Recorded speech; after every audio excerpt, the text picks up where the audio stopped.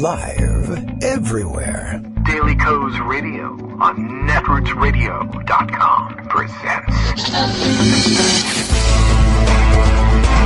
David Waldman. Kagro in the Morning Show.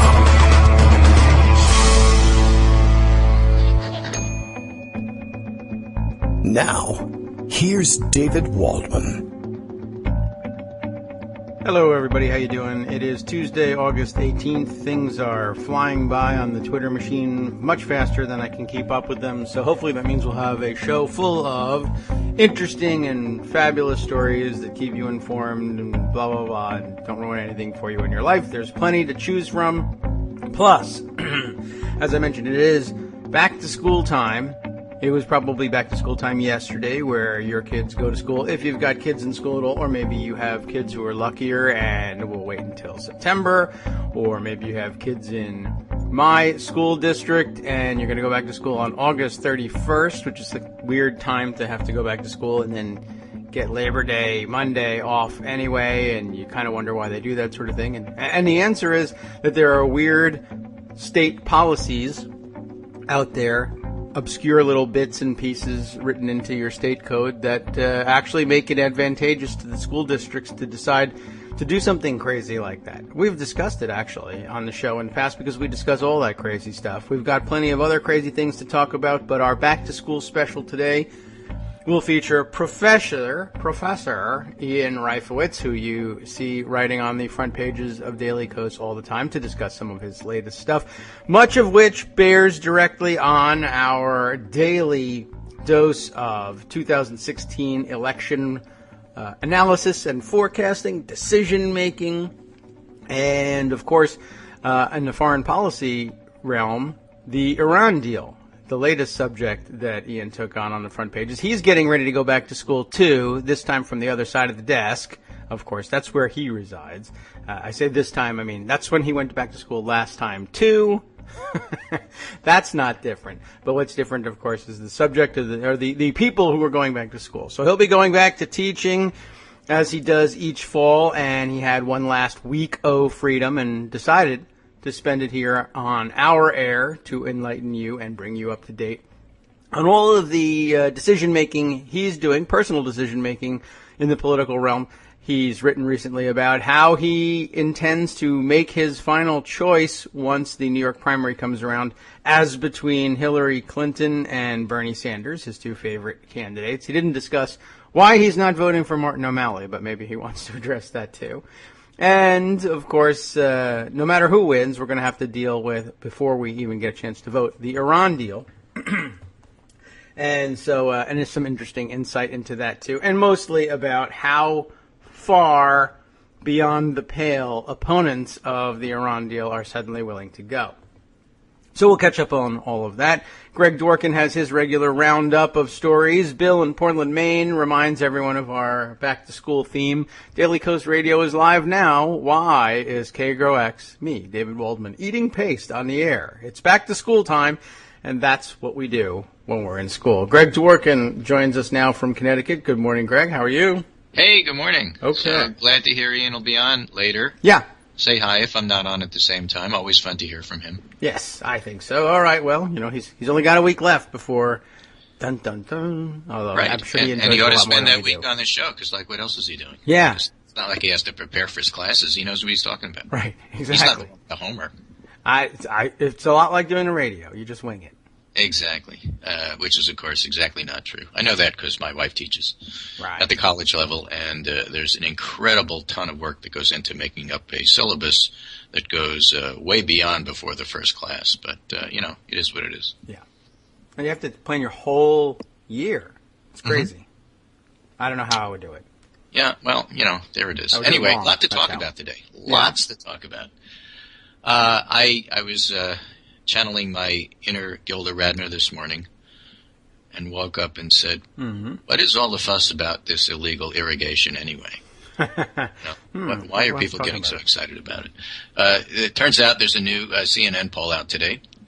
This is a national poll. They had released some Iowa stuff last week that people were talking about. But today it's post-debate, Trump pulls clear of competition. And so Trump is running at 24, Jeb is 11 points behind at 13%. I see. Okay. Behind Bush, Carson, 9. Talk about Carson in a minute. Rubio, Walker at 8. Walker's having a terrible summer. Had a nice discussion about that with Nate Cohen on Twitter yesterday. He said, look, the guy is still basically at the top in Iowa if you ignore the non-plausible candidates. And that's really the key to this whole summer. Do you ignore the non-plausible candidates? I'll tell you the argument for ignoring Trump and then why not to ignore Trump. Okay. Anyway, Walker is at 8 with Rubio. Rand Paul's at 6. Cruz, Fiorina, and Kasich all at 5. And Huckabee rounds out the top 10. Huckabee rounds out the top 10. What name did I not mention? Chris Christie. Toasty. All right. Governor Toasty didn't even make the top 10 here. Wow, and Trump, of course, is the biggest gainer in the poll. And I wonder if that means that Christie doesn't make the debate. I wonder, too. They're really going to have a hell of a time trying to get a new set of rules if they... They're going to scramble it, I guess. They're going to do 2 debates. Each one has random, like, you're in this one and you're in that one. I'm not totally sure what they're going to do. But the point is that when you look at the polls, the actual poll itself has some fascinating stuff in here. By the way, Republicans and Democrats are basically the same amount of enthused for this election. Extremely enthusiastic, registered Democrats 33, very enthusiastic 22, and for Republicans it's 28 and 33. So Democrats lead on the extremely enthusiastic, and the very enthusiastic Republicans have a significant lead there. How much of that is Bernie on the Democratic side? Hard to say, probably a lot. How much is Jeb Bush on the Republican side? Almost none of it. If you take a look at the favorable unfavorables, and again, this is mostly Republican data. I guess the Democratic data will be coming out a little bit later or tomorrow. But Donald Trump, all Americans, favorable 36, unfavorable 59. Which sounds impressive until you look at Jeb Bush, whose favorable is 34 and unfavorable is 56. That's okay. You got some problems. Jeb has some problems. And one of the interesting, fascinating things I was talking about online today with Matthew Dowd, ex-Bush guy, now an independent, does the ABC Sunday shows. And he said he was walking around the Iowa State Fair. I didn't ask him what he was eating. You know, corn dogs on a stick and stuff like that. But he was talking with Trump voters, and he said Jeb Bush is the last person that they're going to go to if Trump actually folds, which Matthew Dowd thinks he will. I think he will. I'll show you why in a minute. Yeah. But eventually, not for the, he's around for a while, so don't wait for this to happen next week. But the question is, where do Donald Trump's voters go? And I've always thought that Ted Cruz is making the biggest play for it, always saying nice things about the Donald and going in on immigration and such, although now everybody's going in on the nativist thing. Right. Walker. And Matthew Dowd has an interesting observation. He said after talking to Trump voters, there is no way they're going to vote for a senator. Oh, for any senator? They're not interested in Washington people. Their second choices are people like Ben Carson, okay, and Carly Fiorina. Wow. Neither of whom are what you might call plausible candidates. No. That's what scrambles all of this. A lot of these guys may just stay home. That's the most interesting thing about this. Okay. In any case, when you look at registered voters, Donald Trump favorable 38, unfavorable 58, similar to all Americans. Jeb Bush 35-57, similar. Carly Fiorina's 29-20, 39% had never heard of her. Yeah. Walker's 25-32, so his unfavorables have dropped. 33% have never heard of Scott Walker. It's just interesting that only 1% has never heard of Donald Trump, and 4% has never heard of Jeb Bush. Jeb Bush, this isn't name recognition. Everybody knows who Jeb Bush is. They don't like him. He's not a particularly strong candidate. Although I do wonder whether there's a small percentage that just say, well, Bush, I know that. But I don't know whether this Jeb thing, is that just another name for one of the other two? I don't know. But still, I'm sure the point is they wouldn't be too far wrong, and right. the name's on the screen. From March 2015, let's not go back to 2009, but from March 2015 until now, Jeb Bush unfavorables has gone up from 47 to 56. All right, well, now people are actually focusing on the one that they've got in front of them, as opposed to all Bushes in general. Right. And Trump, in that same time frame, has gone from 58 to 59. He hasn't really changed any. Yeah, you know, well, but people have this odd opinion of him. Yes. But those who like him really like him. And again, talking with the Twitter this morning, talking with the Twitter feed, turns out Trump is the first choice of 24% and the 14% of second choice voters. But those who really like him are incredibly enthusiastic for him and are really down on everybody else. And so I think Matthew Dowd's observation there is quite correct. It's just that there's this one thing. The last question asked was about, ability to win. Mm-hmm. That may not be an important question now. But question 22 in the CNN poll, page 14, if you're following along at home, folks. Do you think Republicans have a better chance of winning the presidency in 2016 if Donald Trump is the party's nominee, or do they have a better chance of winning with someone else as the party's nominee? Okay.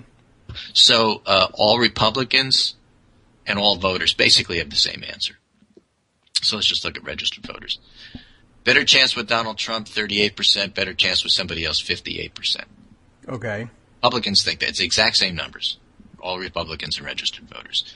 Point being that it's cool to look at him now, but it comes down to actually picking somebody. Are they going to pick the guy who they know has no chance? No. That's just not how primary voters work. Primary voters are people who really want to win, and that's why they're primary voters. Otherwise, they just wait for the general election. So if you're really into your candidate, you want somebody who's going to win. That is not a number fixed in stone, however. So one of the most important number is not Donald Trump's favorables. They're already bad. Or Jeb's. They're already bad. The number to watch going forward is, do people begin to think on the Republican side, for whatever reason? And Kristen Soltis Anderson, Republican pollster, makes this case in the Daily Beast today. Is it because Hillary's a weak candidate, or is it because some other reason? Whatever the reason.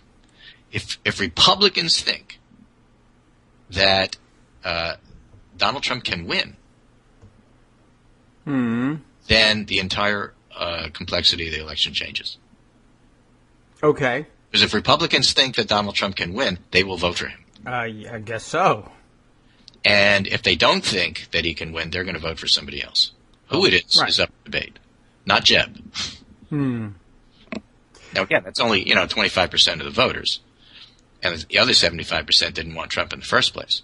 But as things consolidate, it's really unclear whether Trump's going to pick up strength or whether he's just going to be a major disruptor of what would otherwise be a march to the nomination for Jeb Bush, and, you'll like it. Yeah. And that's really the dynamic on the Republican side. That's most interesting to watch. Well, it really is kind of fascinating. I know I'm watching all the think pieces rolling in on what it means that Donald Trump is, in addition to leading the polls, which we've been able to explain away, although he hasn't gone away. We now have the problem of his actually forcing other candidates to shape their policy around his policy, which he hasn't thought about. Absolutely. And the Trump effect is a big deal. An argument I've been having with Sean Trendy from Real Clear Politics is, where's the evidence that Donald Trump is really hurting the Republican brand? Well, take a look at everybody's stance on immigration right now, of getting rid of the 14th Amendment. Yeah, look at yesterday. Look at yesterday. Okay. And so, the Trump effect, pushing people to realize that Pat Buchanan was simply a regular old guy ahead of his time, it is a major danger to the Republican brand. Because if it's Buchananism, then what do you do with that, and how does everybody else react? Well, we're seeing how everybody else reacts. They want Trump's voters. All of them think Trump's not going to be around. All of them want Trump's voters. It's not going to be that simple. for two reasons, and one is the simple observation, but I think correct observation on Matthew Dowd's part, and plus the polling numbers when you add them up, that the non-politicians are running way ahead of the politicians at this particular point in time in the polls, and that the Trump voters aren't going to turn to a senator from Washington as a generic for, regular politician. And the other side is a really fascinating piece that Chris Hayes wrote back in November of 2004.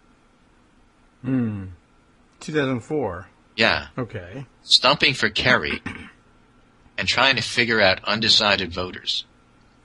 Aha. Okay. So think about undecided voters. Think of them as Perot voters. Think of them as Trump voters for the moment.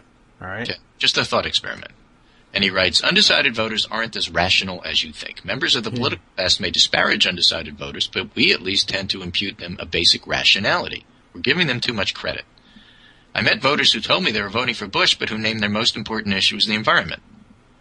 One man told me he voted for Bush in 2000 because he thought that with Cheney, an oil man, on the ticket, the administration would be able to make us independent from foreign oil.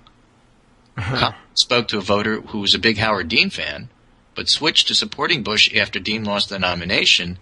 After a half hour in the man's house, she still couldn't make sense of his decision. And there's the woman who called our office a few weeks before the election to tell us, though she had signed up to volunteer for Kerry, she had now decided to back Bush. Why? Because the president supported stem cell research. Ha. Even though he didn't. Yeah.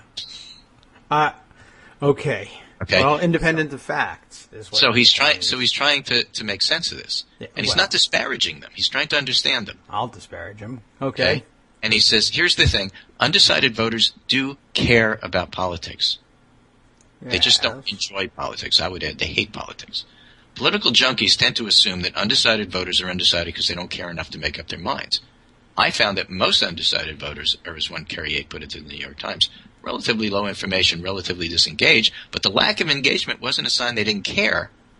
The undecided voters I talked to did care. It's just that they didn't enjoy politics. So the fact that you're reading this article that he's writing suggests you not only think politics is important, you like it. Yeah. You read the paper, you listen to political radio, you talk about politics at parties. Sometimes we even talk about politics on the radio, I have to add. In other words, you view politics the way a lot of people view cooking or sports or opera. It's a hobby. Most undecided voters look at politics the way I view laundry. It's a chore. Okay. And a significant number of undecided voters view politics exactly this way. It's a duty. It's something you have to do. It's unpleasant. And put it off as long as you possibly can. All right, yeah. Some of the undecided voters are crypto-racist isolationists. That's where it gets back to Trump. Whoops. Yeah. Okay. Dang. And in the age of war and terror and the war in Iraq, pundits agreed this would be the most foreign policy-oriented election in a generation. But just because voters were unusually concerned about foreign policy, and this gets back to what people talk about in terms of Iran, doesn't mean they have fundamentally shifted their outlook on world affairs.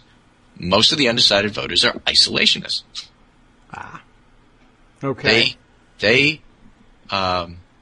Voters I spoke to were concerned about the Iraq War and about securing American interests, but seemed entirely unmoved by the argument that the security of the United States is dependent on the freedom and well-being of the rest of the world. In fact, there's opposition to the Iraq War based largely on the ugliest of rationales. I had one conversation with an undecided 60-ish white voter whose wife was voting for Kerry, and when I mentioned the mess in Iraq, he lit up. We should have gone through Iraq like crap through tinfoil, he said. What? As I tried to make sense of this mental image, he said, we should have dominated the place. That's the only thing these people understand. Teaching democracy to Arabs is like teaching the alphabet to rats. Didn't quite know what to make with this comment, so I just thanked him for his time and slipped him some literature. But what are the options? Yeah. And then he goes back and says, here's the thing. It wasn't an isolated incident. Somebody said he wished he could put Saddam back in power because he knew how to rule these people. So some of the argument against the Bush doctrine may well have done well with liberal hawks and red state Christian conservatives. Undecided voters hated it because it wasn't tough enough. Yeah, I'm a little stuck on the guys. If you're going to go in, you have to wipe them off the face of the earth. This is General LeMay's bombing back to the Stone Age thing. You remember that? Mm-hmm. Okay? And so, therefore, Chris Hayes goes on, the worse things got in Iraq, the better things got for Bush with these undecided voters. Yeah. Liberal commentators, and even many conservative ones, assumed, not unreasonably, that the awful situation in Iraq would prove to be the president's undoing. But I found the very severity and intractability of the disaster helped Bush because it induced the kind of fatalism about the possibility of progress. Undecided voters would agree with every single critique I offered of Bush's Iraq policy, but conclude it didn't matter who was elected anyway. And besides, what is Kerry going to do? And if Kerry thinks he's going to do better, he's incredibly naive. I may as well vote for the other guy. All right. Well, man. So think about that in terms of trying to make sense of the Iran deal. Yes. I'm still thinking about it in terms of the worship among the political journalists of the independent voter. Right. And so this gets back to Trump voters, too. I hope Ian has some insight into this as well. I hope he's listening. But even if he's not, maybe you could ask him. See, the whole thing here is that the assumption that somehow or other the independent voter, who is not a moderate voter, I think we talked about this the other day, if you have an extreme view about one thing and an extreme view on the other side about something else, you average out being moderate, but that doesn't make you a moderate. And this is a perfect example of this. So if you're looking at Iran and thinking the only way to deal with Iran is to blow those people back to the Stone Age, of course you're going to hate the deal, even though all the experts, big story about that today, all the Iran deal, nuclear experts falling behind Iran deal. It's in Politico today. And it's a nice story, good story. Deal with Iran exceeds historical standards for arms control agreement, 75 experts say. But the general population who isn't an arms control expert is going to hate the deal because they hate Iran. And how can you deal with people you hate? There's only one way to deal with these people. This focus group back with Iraq. And so it wouldn't surprise me if the Iran deal isn't popular. It doesn't mean it's the wrong thing to do. But, you know, it's just the way that it's going to be. So looking at this group of people who don't have an allegiance to a party, they're there because it seems to be the best fit. Somebody like a Perot or like a Trump comes along, they're going to gravitate to him because they agree with what he's saying and the way he's saying it. And it's not because it's all in the framework of, oh, well, he's the most conservative or he does the policy that we think. Most of the time it's not about policy at all. And they don't want to think about policy. They don't even want to think about politics. He's a non-politician, and he's shooting his mouth off and yelling at everybody in D.C. Here's my guy. I don't need anything else. Stop bothering me with details. Okay. I can do that. And yet, if Trump runs third party, he takes all these folks with him. And if he doesn't get to be the nominee, the real question is not who they go to, but do they vote at all? Are they going to stay home? They're not going to rally for Jeb. Well, no, not likely. I wonder what, you know what, we never really think about this as a possibility because generally speaking, it's just not worth considering. Sometimes we consider it in the context of, well, what if so-and-so runs as a third-party independent candidate? And that has to be a more credible threat with Trump than most others, and probably just because you have 99% name recognition and the name's easy to spell. I'm wondering what do people do if he doesn't run third party but loses? Whether people who would otherwise stay home just actually show up on their own and just do a Trump write-in ballot. That's I mean, it'll still that be works, so probably not. Writing candidates never do. Yeah, it's still only point something percent, but I guess, I mean, really all it would take, it wouldn't take much for him to go to the, to make a public plea for them in the last 3 days before the election and just say, remember, it's spelled Trump. And he'd probably break all the records, but I certainly couldn't win that way, but it would be amazing to watch. And could throw a Florida or a Virginia, depending upon circumstance, to one way or the other. Yes, and not especially in a Republican way. Since 99% of people who would consider, among people who would consider writing in a vote for a presidential ballot and people who would consider doing that for Trump, there's a pretty strong likelihood that they'll also put a stray mark somewhere on the ballot that will end up invalidating it. But you may see Florida counting votes for weeks only to find out that, there were 7,000 write-ins for Trump, and that might make a difference somehow in Florida. But it could happen. It's a precedent. Yeah, it's just it's. I don't know. It strikes me as yet another way in which Trump could be incredibly different from anything we've seen before. Mm. Well, on the one hand, Trump is driving a lot of these GOP candidates way to the right, especially on immigration. I don't see how they recover from that. So, I think he's having a profound effect even if he doesn't win. And at the same time, he's just scrambling everything because if you've been excited by his candidacy, how do you settle for Scott Walker? How do you settle for somebody who's a snoozer at the microphone? I can't imagine how. But, yeah, at this point, it's ridiculous to even maintain that he's not pushing the entire slate of candidates that they've got way to the right.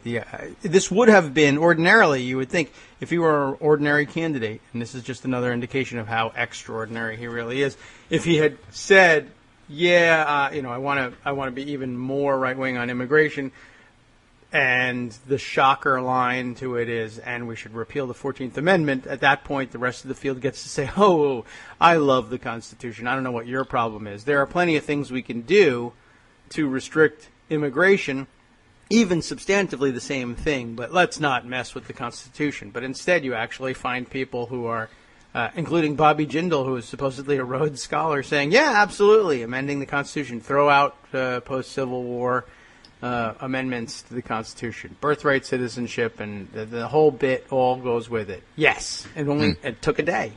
Of course, you could look at this fun article since Trump has opened the doors to all of this. Because, he's already said that half of the conservative commentators you could think of really aren't American citizens. Oh, great. How? Well, because... What are we talking about? Well, we're talking about the fact that maybe their parents weren't born here. Oh, okay. Commentators, including Ted Cruz. Well, that's not a commentator, really, but there's a lot to say. I don't know.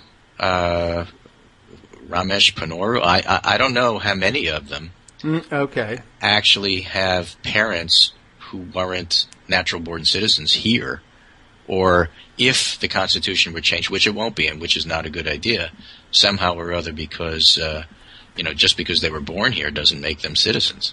Yeah. I mean, is that where they're going with this?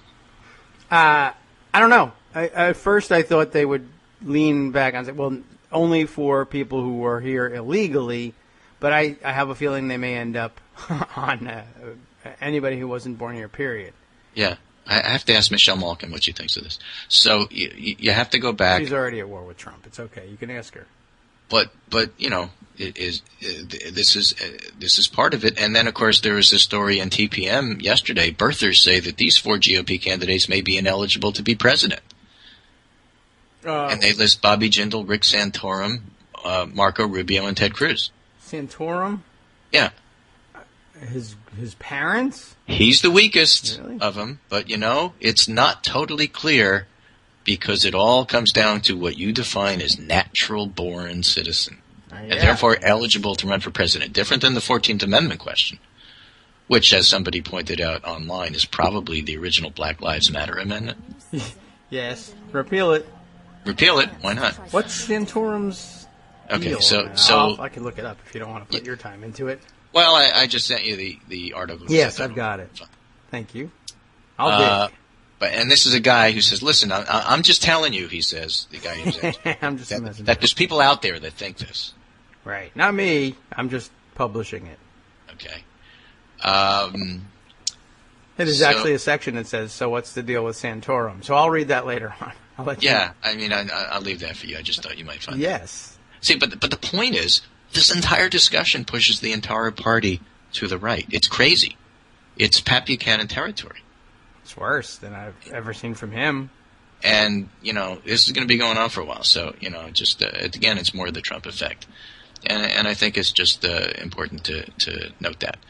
At the same time, really interesting article from Jack Schaefer in Politico. The truth behind the Biden and the Gore bubbles.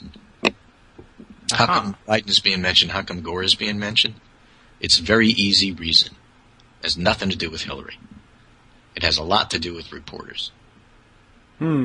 Reporters love being able to go over their old notes and old stories and update them because, like, it's already written. Right, that's true. Easy, good. Easy stuff.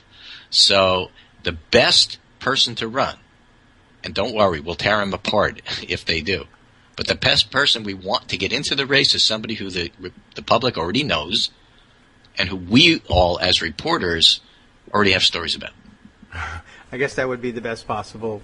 He writes, the Gore episode and the Biden one, which we'll get to in a minute, inadvertently illustrates one of the press corps' deepest prejudice. It's not for liberals or conservatives or even for declared candidates. What reporters lust for are contenders capable of generating usable story material. And these contenders are almost always the candidates who enjoy higher voter recognition, often for a previous run for the presidency. That's where Donald Trump's an exception, but he fits into this mold. Mitt Romney moved the press corps from exhilaration to despondency in January when he flirted with the third run. The press wasn't hankering for a Romney campaign any more than it's hankering for a Gore campaign, but the political longevity has produced giant flumes of coverage, and that coverage can be captured and reused by reporters to write news stories. Veterans of previous Gore and Romney campaigns are the greatest beneficiaries whenever rumor or scuttlebutt has it that either intends to run. The spin of the Rolodex, a few phone calls, voila, reporters' old notes refreshed, and a new story is created. Not far off from what we were discussing yesterday, that television show producers love nothing better than something they can easily generate an appearance for. You know, it doesn't matter whether the story is important or the pundit is any good. The point is, it's easy for me to get someone on the air, and that's my job. And here, I guess, reporters, easy for me to produce a piece of 800 words on time. I hesitate to use the word lazy, but certainly they worked hard to produce those the first time. The point is they would like to work what they think is smarter, not harder, the second time. Right. So he ends up with Biden could own the front page for the next 6 weeks with hints about his possible candidacy and leaks from his supporters about his plans. The interest-building properties of the big T's are limited, however. If he declares, he must prepare himself from being regarded by the press as the most interesting man on the political landscape to just another vote-grabbing chump. Yes, eventually. That's how it happens. So, interesting observation there, and so we'll see. But there it is. You know, I think all the interest at this particular point is, and all the news, because it's not just Trump-generated, it's Trump pushing the candidates to generate negative news. Is really on the Republican side. They have a mess and they haven't figured out what to do about it, and it's killing them. Yeah. Oh, where's the evidence it's killing them? Where's the evidence for that? Just wait. Yeah, that's, that we have yet to find more data on. But I don't know, how much evidence do you really need to gather when, you always need to gather evidence, it's true. But I think you're in a good position to make an educated guess about what's happening when 5, 10, 15 Republican candidates suddenly start talking about repealing constitutional amendments. Well, you know, this is where the conservatives come out of the woodwork and say, the country's with us. We need to do another Goldwater. This time, we're the 60%. Yeah. And you're going to start hearing that. Okay. There's an article in the Washington Examiner today from, I think, Byron York. Are Trump's immigration views mainstream? Voting poorly. Some bogus study that says they are, and it is. I mean, but this is what's going to happen now. Yeah. You know, no. You pundits not only didn't misunderestimate Trump properly, but now you're misunderestimating his issue. Okay. Because Pat Buchanan was right. Well, maybe that's a similar thing, another form of trying to get somebody back in the race or running for president a second time because you've got those stories written. And both on single substantive issues and this time it's Goldwater. I guess that's already written too. Right. You know, there's times that the public really has a pretty clear view as what's going on and what to do. You know, in Iran, if you ask the most general questions, most people like the idea of doing negotiations and don't trust Iran. Yeah. That's basic. That is the majority opinion. Then if you ask the specifics about the deal, it's just like the Affordable Care Act. I hate the deal, but what if I tell you what's in it? Oh, well, I like that part. All right. Well, we've seen that before, certainly. We have. So, to say, oh, well, this proves that you're going to lose on this. Again, go back to the Chris Hayes article from 2004. People don't vote on foreign policy. It doesn't matter. If they like the situation, they'll say it wasn't, anything that the president did. It's just the way it is. And if you don't like the situation, then they take the attitude that, well, there's nothing you can do about it anyway. Why is that guy saying he could do a better job? Nobody can fix that. And to a certain extent, they're right. You think anybody can go in and fix Afghanistan? I don't think so. No? Okay. Well, I was going to say yes. Well, the Russians thought that, and the British thought that, and for a while the Americans thought that, and I don't know why. Certainly Donald Trump and or possibly Amazon.com. It's easy. Just search, right? And then it's fixed. Well, no. But again, the focus in the election is still going to be on the economy and Obama's approval ratings. And that's really what it's all going to come down to. But you can certainly drive away a big, healthy chunk of the Obama coalition by doing what they're doing, and you're just making the Democrats' job easier if you're doing that. I guess so. Wow. So there you have it. That's my summary. See what Ian has to say about all of this. But pretty interesting stuff out there. Pretty complex and more than superficial stuff about Trump's run. Yeah. So this is Greg Dworkin speaking with my friend David Waldman, Kagro in the Morning, giving you a couple of think pieces here about why Rick Santorum might not be eligible to be president of the United States. Did you know? Probably not something that would have occurred to you. But nor something you're ever going to need to apply to his non-candidacy. They'll explain to you the reason is because you don't really understand the Constitution. That could be. They do that a lot. Yeah, it's along those lines. I mean, I haven't read that part of it yet, but I'm assuming that's what it is. And I'm sure it's all going to revolve around what it means to be natural born. But then if you want to throw in the 14th Amendment, you don't have to worry about natural born. Right. The argument is about whether you're born. And most people were, so there's a lot of people that might fall into that category. I guess so. Well, I am curious to find. I mean, I knew his grandfather was an immigrant. Maybe that's it. I don't know. And with that, thank you to the Netroots Radio folks for making it all happen. If you're listening to us by podcast, live, download, however you do it, we're happy that you do. I'll be listening to the show later to see what Ian has to say. And we'll be back tomorrow, and we'll do it again. All right. Thanks very much, Greg. Good start to the day. Here's where the day takes a turn for the worse. I don't know. It doesn't really affect me, except insofar as it's once again proof that I shouldn't get out of bed in the morning. It's official. It is reported by Business Insider. BuzzFeed gets $200 million from NBC. I didn't know that was in the offing, and I don't run BuzzFeed, and it's a real business-type operation, et cetera, et cetera. But there you have it. The LOL... OMG, 13 Reasons Why Your Cat is Better Than Politics guys have gotten $200 million from NBC. So important to note. I don't know. It happened, and I'll tell you about it. And I'm sure there's a genuine business type thing behind it, which is to say nothing in particular, just a lot of buzzwords, but it was drawn up in official form, and hundreds of millions of dollars are now changing hands. Who gets it? I'm not sure. What are they going to do with it? I don't know. And it may just be a matter of NBC saying, I don't know, our news operation is kind of dying, and the BuzzFeed type thing appears to be kind of growing, so maybe here's $200 million, not because we want to own you and run you, but because we want you to take our $200 million and turn it into $500 million and then give it back to us. An investment. BuzzFeed has raised $200 million from NBC Universal, the company announced Tuesday in a press release. Which company announced it? I don't know. We don't have to tell you, because what are we, a news organization that just got $200 million? Figure it out for yourself. Or send us $200 million and we'll tell you which entity we were actually referring to with a second sentence. You want another sentence about this? It's another $200 million. Previously, Recode, that is, reported that BuzzFeed was raising $250 million from NBC Universal at a $1.5 billion valuation. That makes sense to somebody somewhere in the business world, not to me. And I guess they were off by $50 million in the amount of money.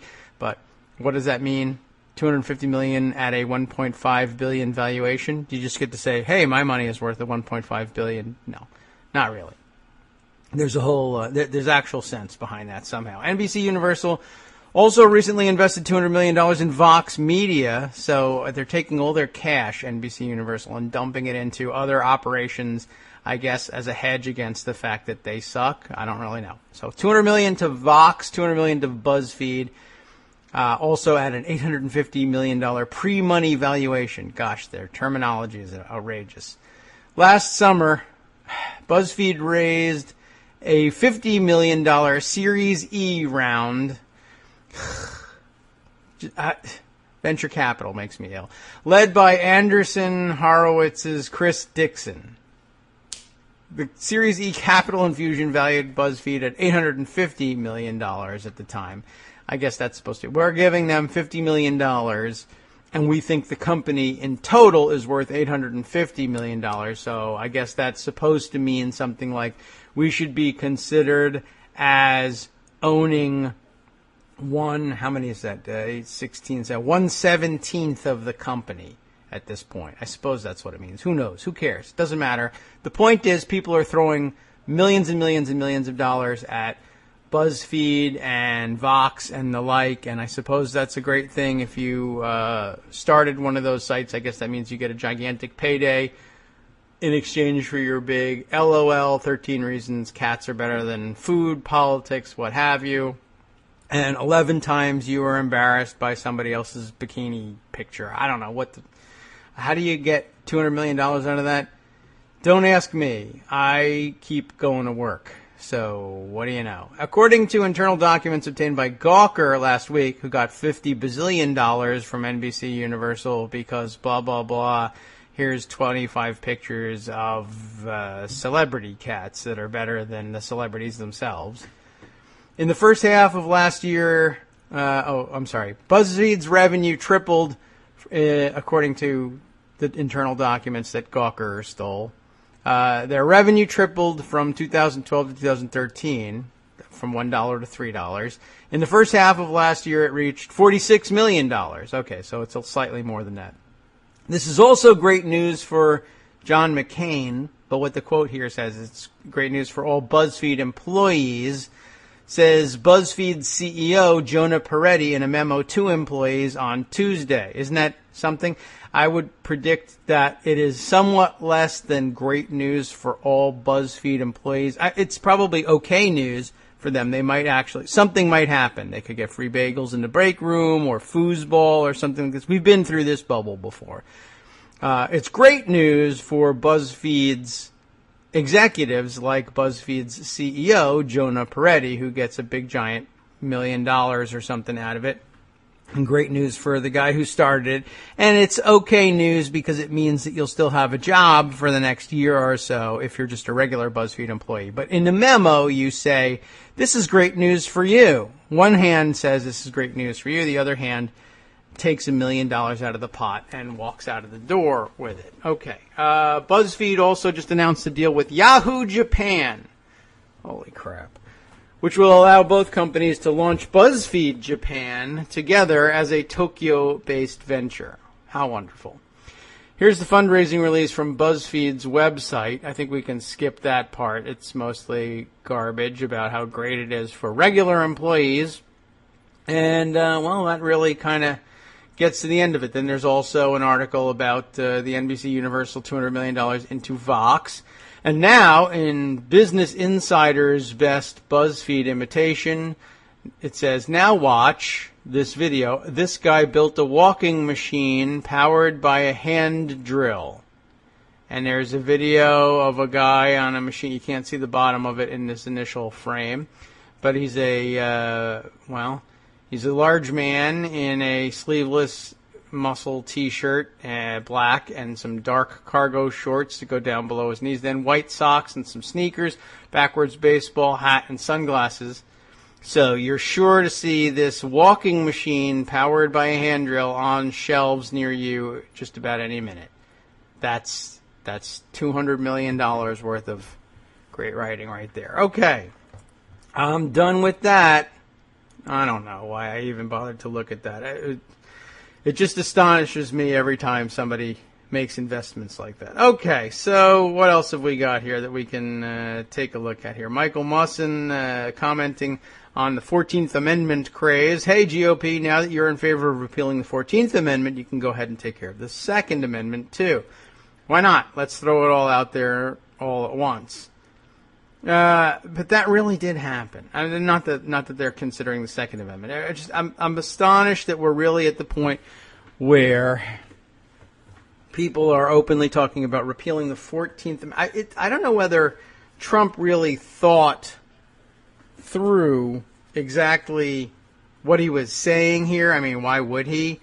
I imagine that if he had a meeting about this at all, if there was any discussion of this idea at all, it was probably him saying, you know what, I don't like birthright citizenship, which is a thing you cannot like, certainly. I mean, I think it's unfair to focus in on that, but it's certainly something that conservatives who have no problem with establishing their citizenship might in fact say. I don't like the idea, and it is somewhat, if you express it in the worst possible light, that illegals who are undocumented and who know it's against American law to sneak into the country are able to do so anyway and come here, ready to pop, essentially. 9 months pregnant, and essentially, in the eyes of these people, a Mexican up to this last minute, and then sneak across the river and literally give birth in the desert on the other side of the Rio Grande, and then say, aha,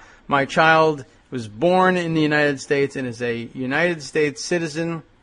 That means I have a relative that's a United States citizen who I can somehow link to myself and use them as a way of leveraging my own way into the country legitimately. Otherwise known, by the way, as bootstrapping, if you are an awesome conservative who thinks of themselves as a self-made person. The term will be familiar to you. But otherwise criticized when it happens to somebody else as anchor babies. But, in the most extreme possible light, it seems like, hey, that isn't really what this was supposed to be about. And I have the feeling that at some point Donald Trump said, I don't like this idea. What's at the heart of it? And somebody told him, it's the 14th Amendment that makes this possible. And that's not, I don't think, entirely accurate, but I mean, I guess it can be applied that way. But that was never the intention of the 14th Amendment, which I guess some conservatives might say, yeah, that's exactly the point. Since this was never intended to be the use of the 14th Amendment, the 14th Amendment was intended to grant citizenship to enslaved African Americans post-Civil War, not to grant citizenship to anyone who can reach our shores just before giving birth. And that's not what it does anyway, but I guess it would grant citizenship technically to those born there. So here is what the 14th Amendment actually says. So I guess we can go ahead and read it. Section 1, all persons born or naturalized in the United States and subject to the jurisdiction thereof are citizens of the United States and of the state wherein they reside. No state shall make or enforce any law which shall abridge the privileges or immunities of citizens of the United States, nor shall any state deprive any person of life, liberty, or property without due process of law, nor deny to any person within its jurisdiction the equal protection of the laws. And certainly the first part of Section 1, I guess, can be thought of as applying to, well, anybody who's born in the United States and subject to the jurisdiction of one of the states in which they reside is a citizen of the United States. And that was, like I said, originally supposed to mean, well, this person was born here, born a slave. What are we going to do with them now that the Emancipation Proclamation has granted them their freedom? Are they American citizens or are they not? And the only choice was to say, yes, they are. They are born here, and in many cases their parents and sometimes grandparents also born here, sometimes kidnapped from Africa instead. But either way, born here, we're going to consider you a citizen of the United States. And I don't think that they had in mind at that point people sneaking across the border and giving birth. And so I guess that's the hook that the Trump types have. But by the way, there's a lot more to the 14th Amendment. There are 5 sections of the 14th Amendment. And it's likely that either in today's Twitter-oriented society, Donald Trump just couldn't fit in his messaging. I'm talking about repealing Clause 1 of Section 1 of the 14th Amendment. Instead, he says 14th Amendment because somebody told him that was what was responsible. So he's like, repeal that. Now, what else would get repealed just by way of information? Section 2, repealing the 14th Amendment, could be a lot of fun. Representatives shall be apportioned among the several states according to their respective numbers, counting the whole number of persons in each state, excluding Indians not taxed. But when the right to vote at any election for the choice of electors for President and Vice President of the United States, representatives in Congress, the executive and judicial officers of a state, or the members of the legislature thereof, is denied to any of the male inhabitants of such state, being 21 years of age, and citizens of the United States, or in any way abridged except for participation in rebellion or other crime, the basis of representation therein shall be reduced into proportion which the number of such male citizens shall bear the whole number of male citizens 21 years of age in such state. Just so, I guess that's at stake too. But he could certainly limit himself to Section 1.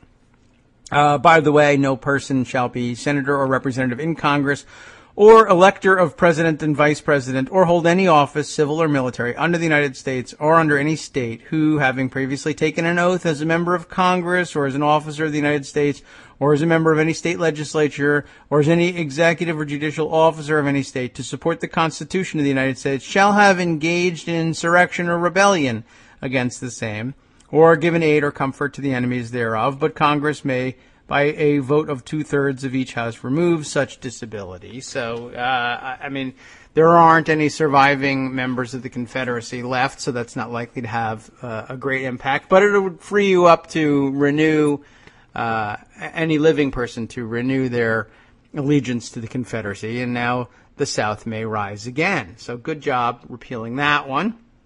Number 4, Section 4, the validity of the public debt of the United States authorized by law, including debts incurred for payments of pensions and bounties for services in suppressing insurrection or rebellion, shall not be questioned. So now it's a chance to question that, and we no longer have to, it's no longer could be unconstitutional to try to play the brinkmanship game with the federal debt. So that should be fun, and that'll disappoint all the platinum coiners, I guess. But neither the United States nor any state shall assume or pay any debt or obligation incurred in aid of insurrection or rebellion against the United States. Now we can do that. Or any claim for the loss of emancipation, or emancipation of any slave, but all such debts, obligations, and claims shall be held illegal and void. That is an excellent repeal movement there. So this is fantastic. So in addition to dismissing the claims, whether theoretical or actual, of African Americans to some right for, if you thought it was ridiculous that African Americans would make a case for reparations, it's only getting worse. Just wait.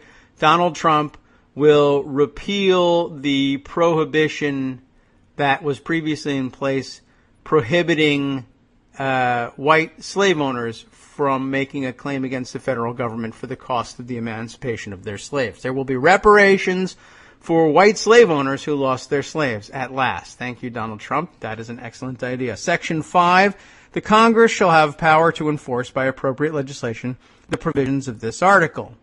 It won't matter now because they have all been repealed. So Section 5 doesn't really tell us too much either, except that the Congress, it only matters if the rest of it is operational. So a good choice, well done, well thought out. Obviously, he spent an awful lot of time reading the entire 14th Amendment. He could just mean Section 1, and he could just mean, Clause 1 of Section 1 for that matter. And that citizenship as a matter of birthright ought to be repealed. However, he's got some other obstacles out there. After all, the 14th Amendment applied to states. Looking at the language, it's true that they're talking about citizenship of the United States as a nation, but all persons born or naturalized in the United States and subject to the jurisdiction thereof are citizens of the United States and of the state wherein they reside. And no state shall make or enforce any law which abridges their privileges or immunities as citizens, nor deprive any person of life, liberty, or property without due process of law. Now, some of that is familiar to you. It existed on the federal level already, particularly in terms of deprivation of life, liberty, or property without due process of law. The Fifth Amendment takes care of that as it is, but that was as against the federal government. This made it clear that state governments likewise were not supposed to be able to do this. If we had a better ally at the head of the New York state government, we might be able to enjoy the stripping of Donald Trump's billions of dollars without due process of law, now that New York State was no longer prohibited from doing so by the 14th Amendment. But I suspect we'll never get to that point.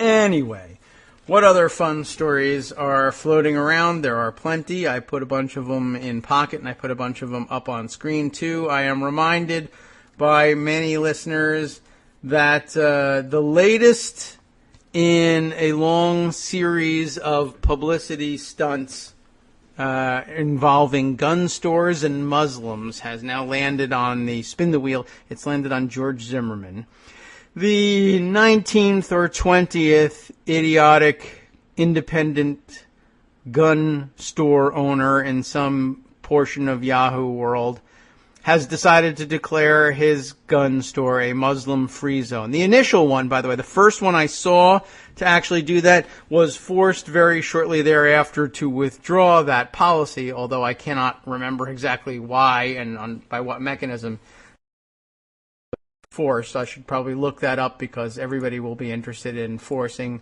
their local gun store to rescind that policy. But shortly thereafter, just like the appearance of the first restaurant to not only declare itself to be an anti-gun-free zone, but in fact to require all of their wait staff to openly carry weapons during the workday, that likewise generated 5, 6, 7 copycat restaurants. And what do you know? Just like with renewed candidacies of from previous years, reporters loved it, and it was very easy to repurpose the story. And it was even better because you're talking about local report stories without being caught out for it. It'd be much more difficult for national reporters to do it about a national campaign. But likewise here, we have 7 or 8, local gun shops where somebody thinks they can get away with claiming it's their own idea, and that's the declaration of their gun shop as a Muslim-free zone, which is supposed to be a jab at the gun-free zone idea. We're going to ban guns, and certain people are going to ban guns on their own private property. Well, okay, if it's their right to ban whatever they want because private property, I will ban Muslims from mine, which is not at all the same thing, and quite a stupid thing to do. But of course, they don't understand anything about the Constitution and why it might prohibit X but not Y. That would be too much for them to understand. Well, anyway, they've got a new twist on it. So kudos to the idiot who came up with this one. Over at, I see it reported both at TPM and Salon, but the one at Salon is, as most Salon articles do, popping up a continual error of an unresponsive script on their page. So why don't we close that one so that we can actually read something. Salon, one of those sites that just does that every time. I should know better than to allow them to open on my desktop ever again. And of course it won't close either because the instructions to close the thing are being interrupted by the unresponsive script over and over again. Isn't it great to have technical problems like this described to you on the air? Do you have the same problem with your thing. So now I have to open up Pocket and go to TPM's coverage of these things, and we'll see whether the computer ever catches up with that. In the meantime, we can try opening it up on the iPad, which we haven't had to do since Pocket came out with this excellent desktop app. But apparently Salon has screwed me up so bad, thanks a lot, that I'm going to have to switch devices in order to stay current. Okay. Oh, but I'm going to have to download quite a bit of things here. All right, so here's the Talking Points memo version of all of this. And by the way, I should tell you I anticipate interrupting this story, and that would be fine with me, to go over to Ian Reifowitz when he joins us to discuss his latest. All right, George Zimmerman and Muslim-free gun shop, in addition to putting the two great tastes that taste great together once again, they're going to throw in this twist. They're also selling Confederate flag prints. What exactly does that mean? I don't know. Does that mean prints of an oil painting of a Confederate flag? Is it Confederate flags playing poker by any chance? That would make it a little bit more down home for me. After the owner of a Florida gun store, this is the 9th Florida gun store to do this, came under scrutiny for declaring his shop a Muslim-free zone, George Zimmerman decided to step in and try and take some of the heat off of him, I guess. He decided to help the store with a fundraiser selling Confederate flag prints because there was nothing racist at all about either the Confederate flag or George Zimmerman shooting Trayvon Martin. He really should not have been involved in this, but we know where he's at. Andrew Hallinan, the owner of Florida Gun Supply, announced the fundraiser in a Monday video. He said that both the Confederate flag and George Zimmerman were mistreated by the media, though he acknowledged that the Confederate battle flag has been used by racists. And, of course, so has George Zimmerman.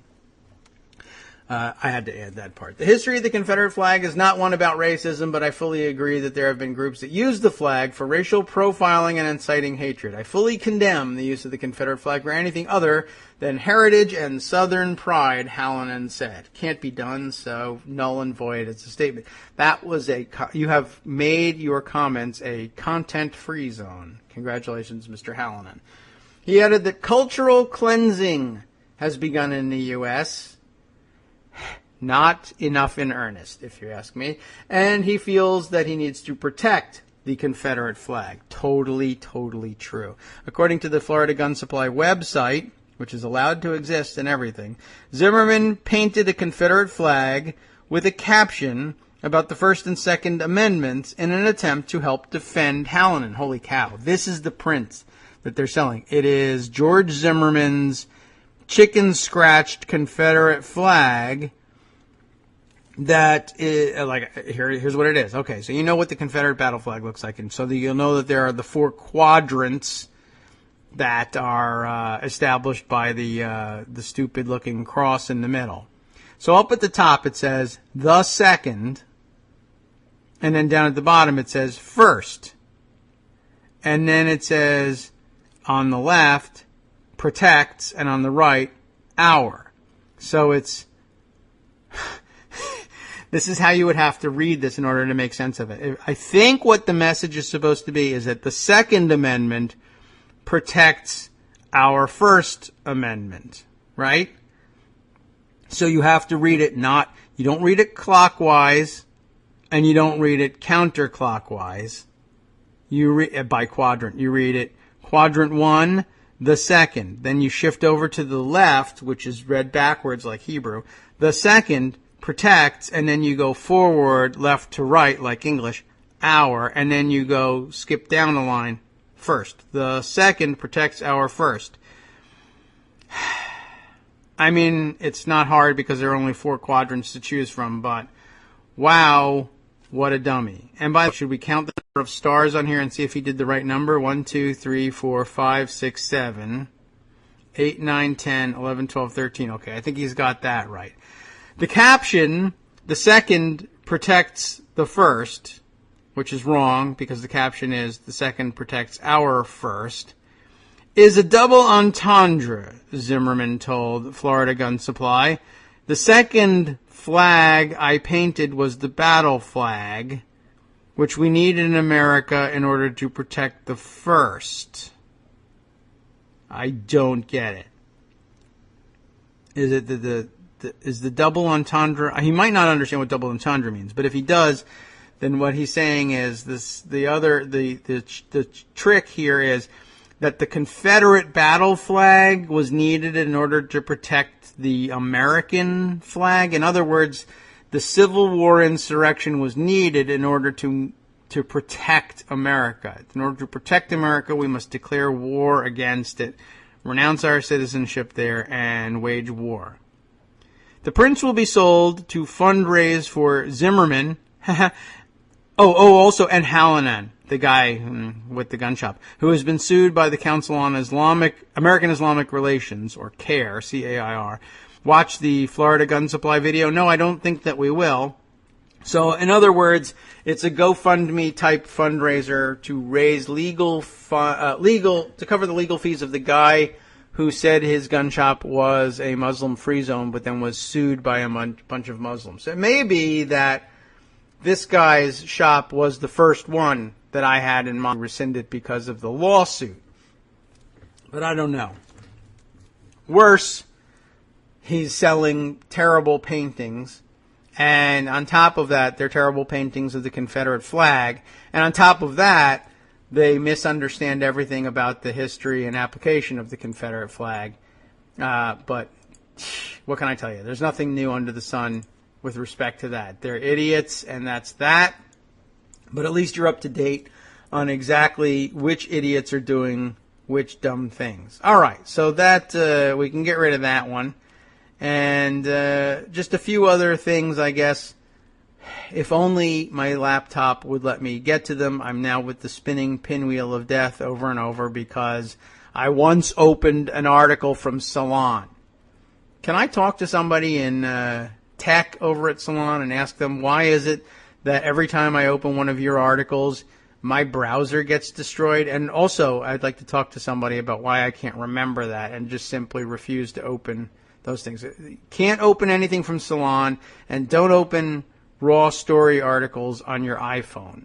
You'll never get control of either of them back. All right, so the other things I had hoped to look at were headlines about John McCain's visit to the Navajo territory back in Arizona, going off the rails, as TPM said it. I wanted to scoop that one up and see if I could stay current on what's bad news for John McCain, if there is such a thing.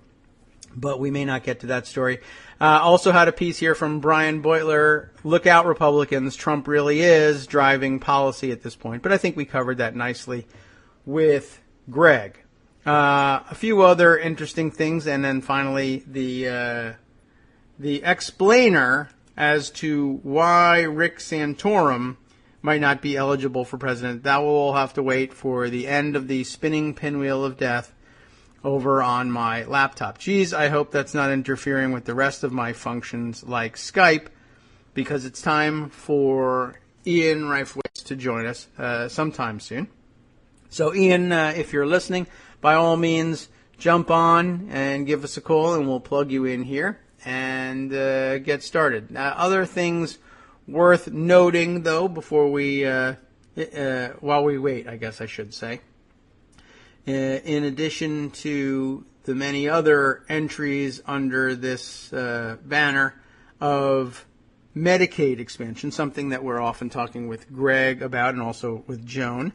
Just thought I'd note this one. Steve Beshear, the governor of Kentucky, is trolling Virginia. How do you like that?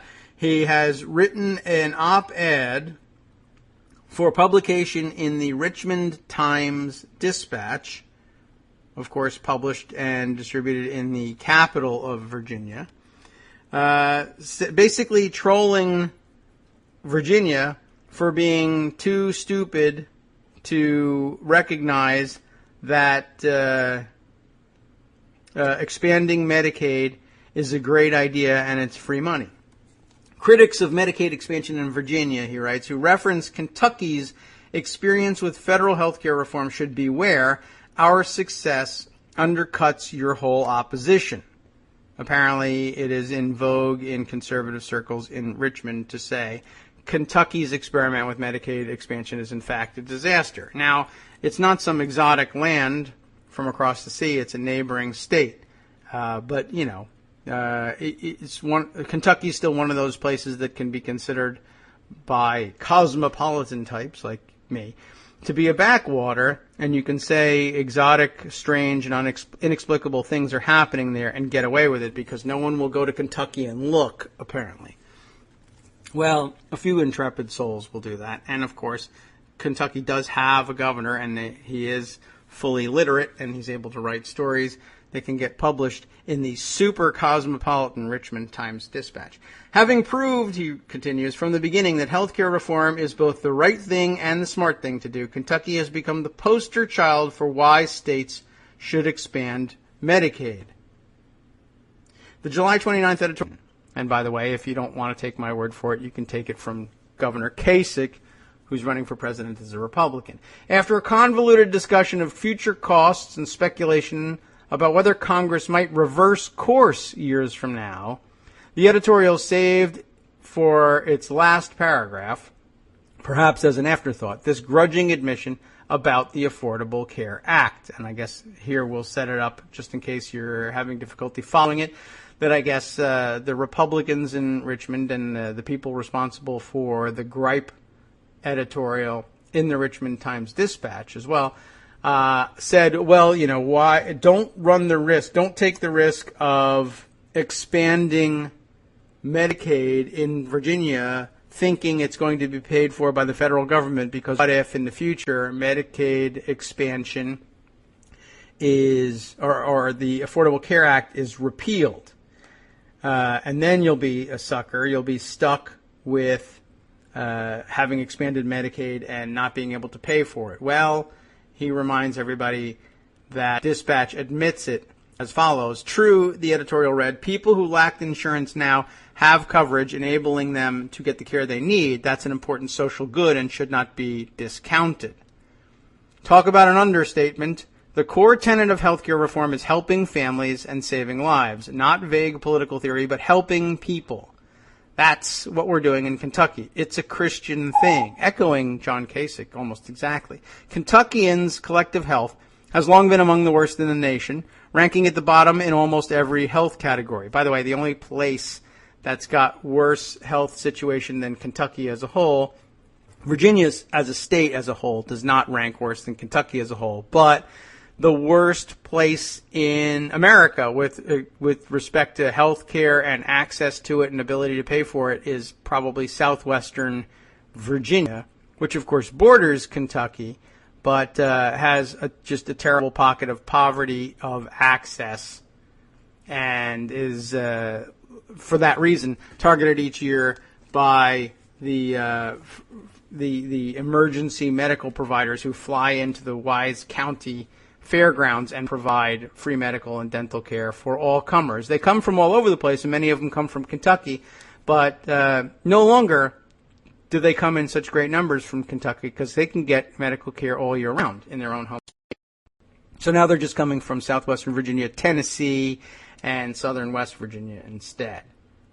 All right, so I guess we had a little bit of a technical hiccup there. Those of you listening to the podcast, I explain later on exactly how I'm going to go back into the middle of this podcast and try and fix this up so that you get your full 2 hours of Kagro in the morning despite the technical difficulties.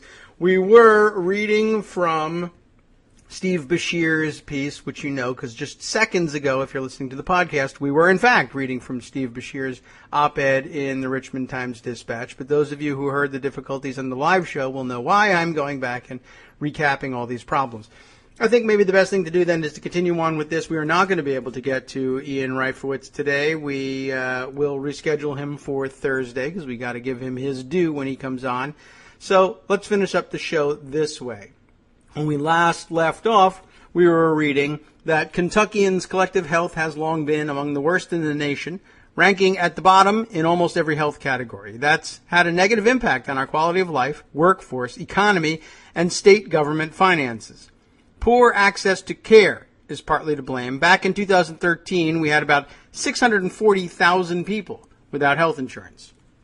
But healthcare reform has given us a transformative opportunity to attack this weakness ever since Kentucky put politics aside and both expanded Medicaid and created our private insurance exchange called Connect. A little bit of a fudging of that problem of hating Obamacare, and so we'll take it under a different name. Remember that story? We have reduced our uninsured rate, whatever it takes. Okay, by me. They've reduced their uninsured rate by almost 56%. From 20.4% of the entire population down to 9%, according to a Gallup poll. Maybe the first time in forever that Kentucky's got its uninsured rate under 10%. Single digits in Kentucky. States that took both these steps, on average, reduced their uninsured by 44%. In states that resisted reform, like Virginia, the reduction was only 28%. But it's worse, because in Virginia, the uninsured rate fell just 6%, from 13.3% to 12.5%. Not 6 percentage points, but 6%. You get the picture. Anyway, still double digits for Virginia, and significantly into double digits, but Kentucky kicked our butts. That's right, he's trolling you, Virginia. The long-term impact for Kentucky will be, of course, a healthier and more financially secure population.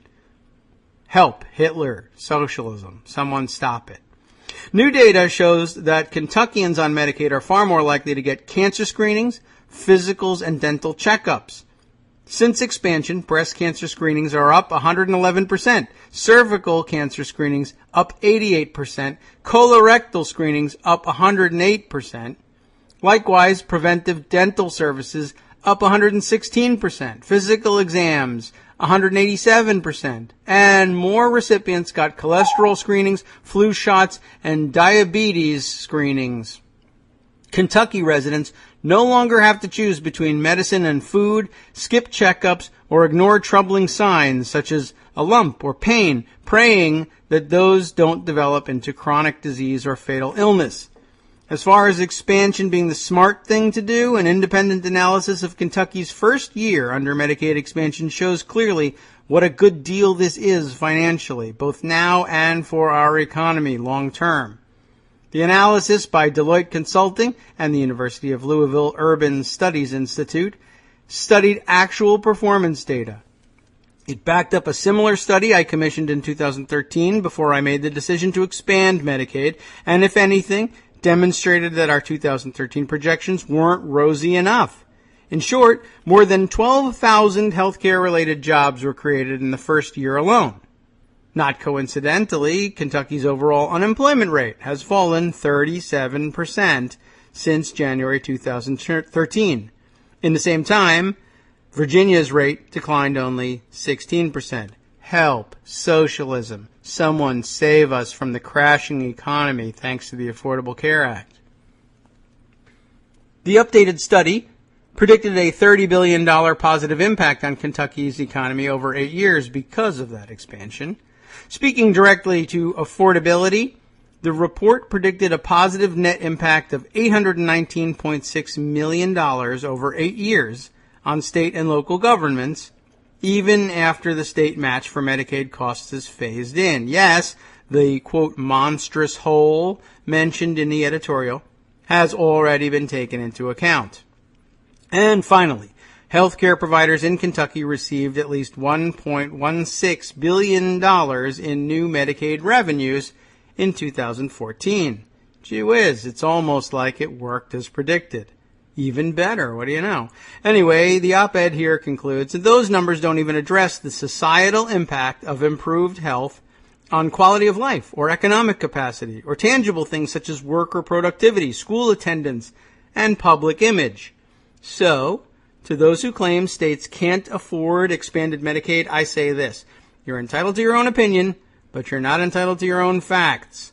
The facts in Kentucky demonstrate that not only can states afford to expand Medicaid, but they also really can't afford not to do it, especially if they care about their people. And I guess that's a question mark for some states. And, we're seeing the number of them fall by the wayside, thankfully. But effective trolling, I think, and at the gubernatorial level at that, from Steve Beshear. Thanks very much for writing in with that one and putting it in the very cosmopolitan Richmond Times-Dispatch, where it will likely be ignored for entirely partisan reasons. Okay. That leaves us with, for those of you following along via podcast, that 20 minutes or so gap left by our technical difficulties. And this would then be a good time, I think, to look back on the piece that Greg brought to our attention about how birthers have identified, or I guess are about to identify, 4 GOP candidates that may be ineligible to be president. Some of them were pretty obvious. The Ted Cruz thing, of course, Calgary Ted Cruz, and the question mark of whether or not he's entitled to claim citizenship. Marco Rubio, whose parents were immigrants, although, again, you really have to stretch the point. Same with Bobby Jindal. Jindal, I think, comes closest to the definition of that part of the 14th Amendment which allegedly creates this controversy. As I understand it, and I haven't read any of the facts on this, I just saw people chattering about it on Twitter yesterday, and the allegation was that Bobby Jindal was born in the United States just a few months after his parents arrived, which means, of course, that they would have immigrated while his mother was pregnant. Now, he would, of course, say, no contradiction here because my parents immigrated legally. But, repealing the 14th Amendment, it doesn't appear, because the 14th Amendment wasn't really aimed at voluntary immigration, but rather at what to do with slaves who were brought here involuntarily.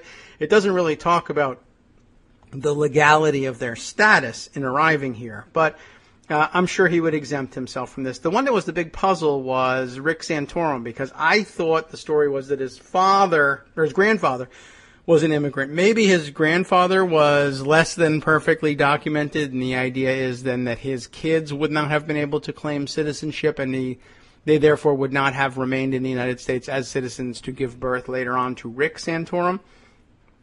Maybe that's it. Anyway, Catherine Thompson reports this one for TPM. The birther movement has come home to roost as the Republican presidential primary heats up.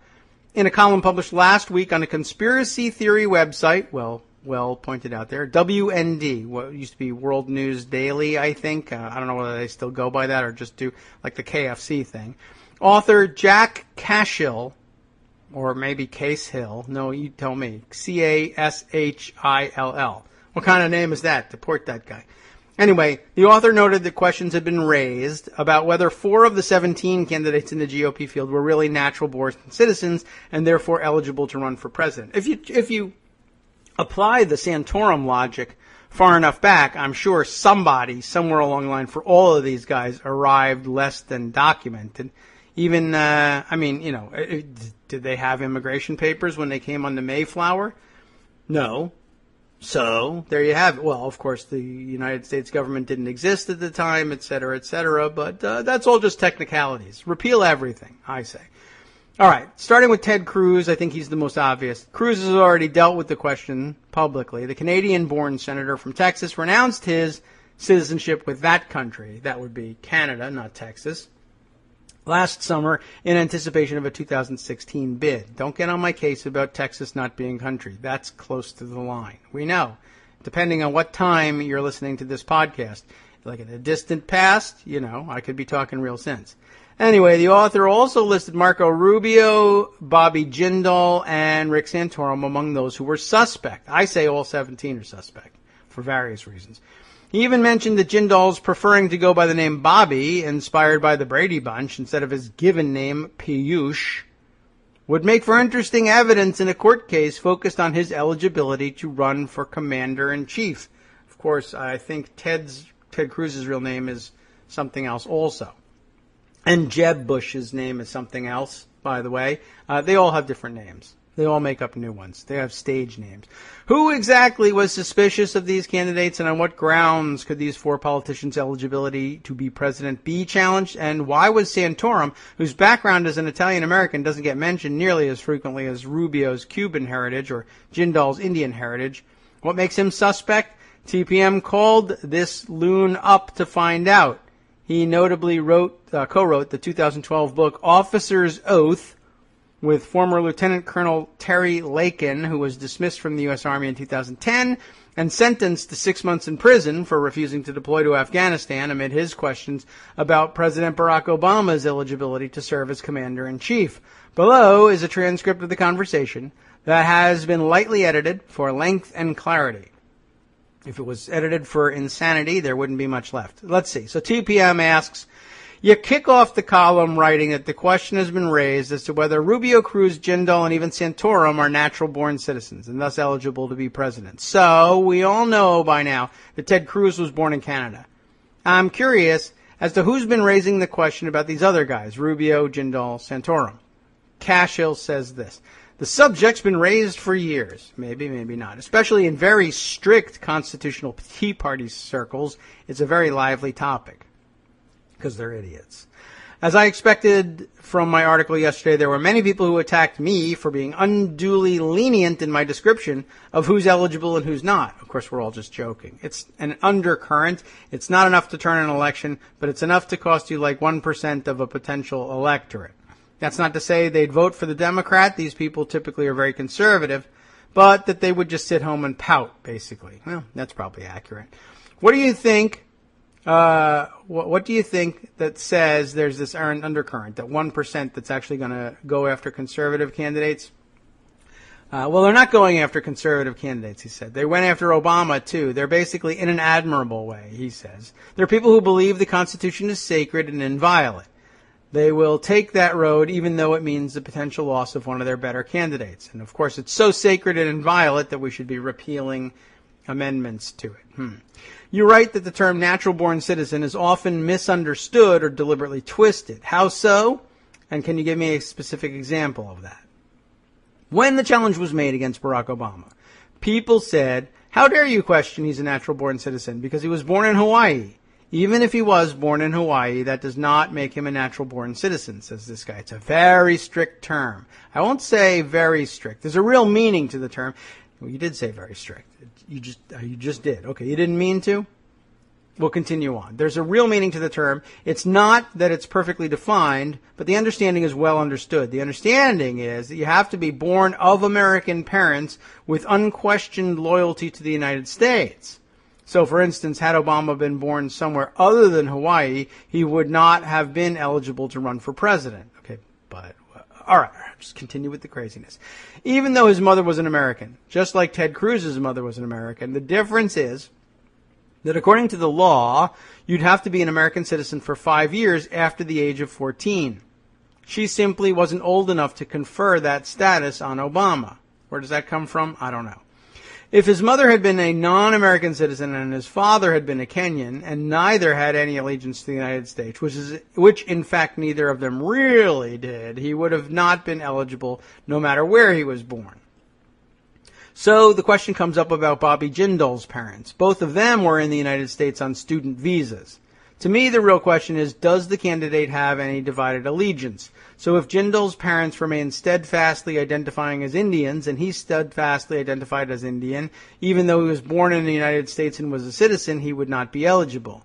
Legitimately, he would not be eligible to be president. But given the fact that he changed his name after a character in the Brady Bunch, as American as it gets, I don't think there's any question in any of those candidates that there's any dual allegiance. Because he liked the Brady Bunch? That's the real law in your mind? Wow, that's incredible. But remember, we started on the premise that this guy was crazy. That's what the law was designed to prevent, the Brady Bunch, apparently, was people with dual allegiance. Especially in the early republic when you had people who were from England or from France and who really reported back to the motherland first. Even if they were born here, they might be children of a diplomat or something like that. The fact that you are a citizen doesn't make you a natural-born citizen. TPM then says, I was going to ask you about that because Jindal's parents have been living and working here since the 1970s. His mother worked for the state of Louisiana. From what I've read, the family even stopped making trips to India to see relatives in the early 1990s. If somebody from that fringe 1% was to question Jindal's eligibility, do you think they could make that argument? They could, and they do, and they will, he says. They have, because they are very, very strict readers, as I found out. I had a lot of comments. Most of the comments were fine. None of them were profane. A few of them were kind of angry, like, you haven't read deeply enough. Didn't you read Vattel's 1758 Law of Nations? The intent of the law is to prevent people with split allegiances from becoming president of the United States, no matter where they were born. As I judge the crop of candidates who are suspect, that is, Jindal, Cruz, Rubio, and Santorum, they all passed that test. Others who have more finely tuned constitutional noses than I do may smell a rat. I just don't smell it. So the other guys are the crazy ones, not me. Same thing with Obama. If Obama were born in the United States, I don't think you could legitimately challenge his status as a natural-born citizen. So, what's the deal with Santorum? Why would his eligibility potentially be in question? That, he says, is the weakest of the cases. Because his father was born in Italy, and there's some question as to whether his father was a citizen at the time Santorum was born. That's a strange case. Only the purest of constitutionalists would take up that challenge. Oh, they're so pure. I love it. And in Rubio's case and in Cruz's case, I see the argument that, well, they both came from communist countries, but they've also left communist countries for a reason. Just like Bobby Jindal watched Brady Bunch for a reason, I guess. Even though both of them were economic refugees, actually. Both families were thoroughly anti-Castro. There was never any doubt as to where the allegiances of those families lie. Well, being anti-Castro isn't enough. I mean, can't you be pro-free Cuba? Lots of people were, and that was the vogue, right? That was the fashion. They were coming from Cuba to the United States because they were virulently anti-Castro, but they continued to insist that they had a right to return to a free Cuba and would even participate in a military venture on behalf of the United States with U.S. backing to secure a free, non-Castro Cuba. Their allegiance, it seems to me, was purely to Cuba. But, okay, whatever. They in crazy world, they passed the test. What can you do? There's no logic to it. All right. He continues on to say, both families thoroughly anti-Castro. There's never any doubt as to where their allegiances lay or that of their sons, so I don't see it as an issue. Cruz doesn't see it as an issue. I suspect he's invested some time and energy in this to make sure that he's a natural-born citizen before taking up this effort. Maybe. Although he was born in Canada, he's never made any bones about that. He's nonetheless probably the one with the strongest claim because he had an American parent, where the other two, Rubio and Jindal, did not. Not at the time of their birth, anyway. So, a couple more questions here from TPM. Is there any presence of this community questioning the eligibility of these candidates, a sort of online hub of people discussing this? Yeah, he says, I don't think you'd have any trouble finding that, like birtherreport.com. Pretty obvious, which was basically designed to challenge Obama's legitimacy. There's a lot of smart people who are not there, obviously, who are looking at this, who aren't crazy. They just believe in the Constitution. They believe in the law as it's written. You can interpret it. Now, personally, I think all of these cases should be adjudicated before they get too far. I would say every Tea Party movement in the country, every constitutionalist group in the country, will have people who are adamantly opposed to the election of these people. This is really a pure stand because they are ideologically aligned with these people and yet constitutionally opposed to them. It's hard to fault them for anything other than their zealousness. I'm not sure that's a fault. They just love the Constitution to death. You had said earlier that if it was a court case, because Obama was born in Hawaii, it wouldn't hold up in court.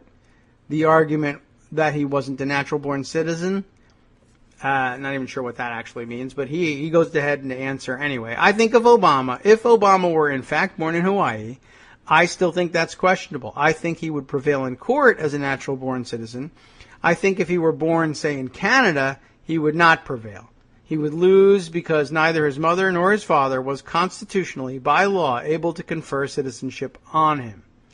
His mother, because she was too young, and his father, because he's foreign. But again, the too young thing, I don't see it anywhere in the Constitution. Is there case law on it? There may very well be. But if you're going to be a strict constitutionalist, if it ain't in the Constitution, I don't know how you can be strict about that. So, TPM then asks, when you say you think it's still questionable, is that what you're referring to? That neither his father nor his mother was able to confer citizenship upon him? Answer. If he were not born in the United States, this isn't even questionable. This is the law. Neither his mother nor his father would have been able to confer citizenship. The law is very clear on that. His mother would have missed the eligibility by months, but she still would not have been eligible just by her age. And his father, by dint of the fact that he was a citizen of a foreign country with no intent of ever becoming American. In the question of divided allegiances, he's the first president in the history of the United States whose parents spent virtually their entire adult lives outside the United States. They were, certainly his father, and to a lesser degree his mother, hostile to the United States, says you. Of course, if the case came down to allegiance, there would be some question. But in the case of Jindal, Rubio, and Cruz, I don't think there's any question that any of their parents have allegiance other than to the United States. Question. You conclude by writing that to insist at this stage that none of them is eligible is pure supposition, but one that has the full blessing of the Democratic National Committee. Is that statement tongue-in-cheek, or are you accusing the DNC of endorsing specious claims about certain GOP candidates' eligibility to run for president? Answer, they're not doing that yet, but that will happen if a Cruz, Rubio, or Jindal emerges as a candidate. They did it to John McCain. John McCain had to go jump through hoops to prove his citizenship because he was born in Panama. So the original birthers were in the Democratic Party. No, dear, that was a response to the original birthers questioning Obama. Ah, boy. Well, see what these people take seriously. In fact, the guy who first challenged Obama was a Hillary operative called, his last name was Berg. Took him to court. He was the original birther. That moment started in the primary season under the blessing of the Clintons. So it's going to be a political issue. The odd thing is if it went to the Supreme Court, that's where it might get interesting because the conservatives on the Supreme Court would probably vote strictly constitutionally, whereas the Democrats, liberals on the Supreme Court would probably vote within the interests of their party, which is the same reason that the conservatives would be voting the other way, of course. But hey, cover story, whatever it takes. So they might end up agreeing that none of these people are eligible to be president. TPM asks, so if you had to say which candidate is the most rock-solid no questions when it comes to eligibility, he says other than the 4 in question, the other 13 have no case against them at all. So there are no holes there. These super strict constitutionalists wouldn't be able to challenge any of those 13 on that point? No. Their names never come up. What it means, of course, is that no one has ever bothered to do it, but I suppose if you decided to be really super strict, you could probably trace some problems. Anyway, he concludes by saying, this puts it in some perspective. The challenges to Obama, the people who did it were often called racist, but no one would have challenged Jesse Jackson or Al Sharpton on those grounds. The fact is, it wasn't Obama's color that made him suspect. It was where and to whom he was born. It had nothing to do with his color. So that's like, Ben Carson is unquestionably legitimate. It's not a question of race. It's not a question of even ethnicity. It's a question of where a person was born and to whom the person was born. Both of which are obviously, and in black and white, to be found in the Constitution. Let me just thumb through it here and find it for you. Oh, it's not in it at all. That's right. It appears nowhere in the Constitution. Are there cases that may have adjudicated the question? Yes. But for a strict constitutionalist, that's just judicial activism. Unless, of course, it helps my case, in which case I'll take it. And I'm going to decide the fate of the leader of the free world based on my Looney Tunes interpretation of something that doesn't appear anywhere in the Constitution because I love it so much. P.S. Let's repeal giant parts of it that a civil war was fought to ensure remained in it forever after. What a fantastic story. Well, it's at least approached from the correct angle. We found a total loon and asked him about his lunacy. Fair enough, TPM. Thanks for the entertainment.